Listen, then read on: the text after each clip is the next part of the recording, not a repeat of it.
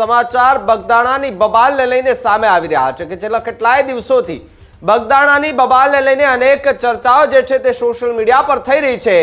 નવનીતભાઈ પર જે હુમલો કરવામાં આવ્યો એ બાદ હવે કોળી સમાજની અંદર રોષ ફેલાતો જોવા મળી રહ્યો છે। આરોપીઓ સામે કડક કાર્યવાહી કરવાની સમાજ જે છે તે સતત ને સતત જે છે તે માંગ કરી રહ્યો છે। આ બધાની વચ્ચે જે આવેદન પત્રો જે છે તે પણ અપાઈ રહ્યા છે। સમાજના અનેક આગેવાનો આવેદન પત્રો જે છે તે પણ આપવા માટે જઈ રહ્યા છે અને આવેદન વચ્ચે એક પત્ર જે છે તે હાલ સોશિયલ મીડિયા પર વાયરલ થઈ રહ્યો છે। 24 ઓક્ટોબર 2018 જયેશ ગુજરિયા કે જેમની હત્યા થઈ હતી તેની વાતને લઈને એક પત્ર જે છે તે અત્યારે જોવા મળી રહ્યો છે। જયેશ ગુજરિયા VHPના પ્રમુખ હતા।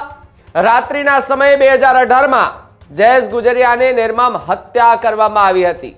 બગદાણાની ઘટનાને સંબોધીને આ પત્ર જે છે તે હાલ સોશિયલ મીડિયા પર વાયરલ થઈ રહ્યો છે।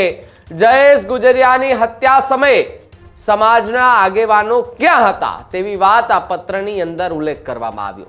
જો ત્યારે સમાજે અવાજ ઉઠાવ્યો હોત, આરોપીઓ સામે કડક કાર્યવાહી કરવાની માંગ કરી હોત, તો આજે આરોપીઓ જે છે તે જેલ હવાલે હોત અથવા તેમને ફાંસીની સજા સંભળાવી દેવામાં આવી હોત।